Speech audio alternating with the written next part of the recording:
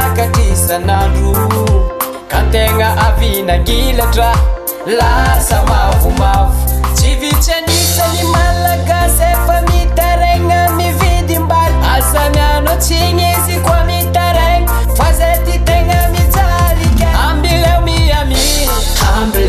Ambile miyami Fa vidi mbala pitinwe Chize chite watra fa mitaligase Ambile miyami Ambile miyami Fa vidi mbala pitinwe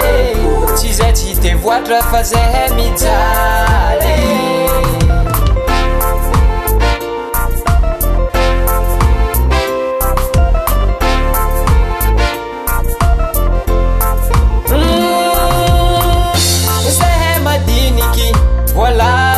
Maditri Wechi mangaja fibuana am coronavirus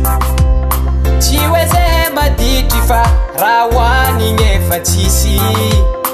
Dabambari michi nefa nutenga efa rit Vidimbari miyakatra kanefa chisi vola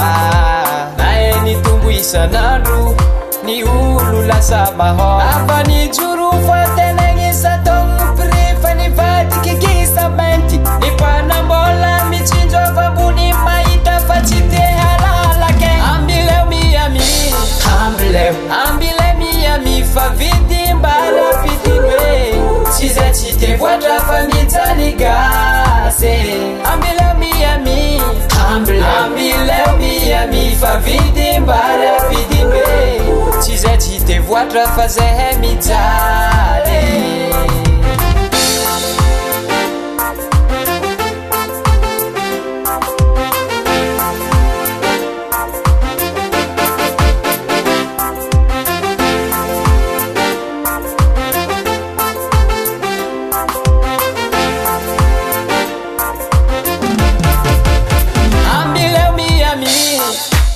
Ambile miyami Favidi mbara pitinwe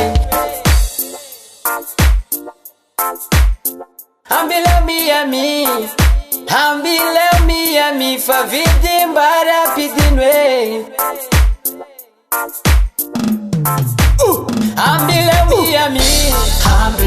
Ambile miyami Favidi mbara pitinwe Chize chite watra famita ligase Ambile miyami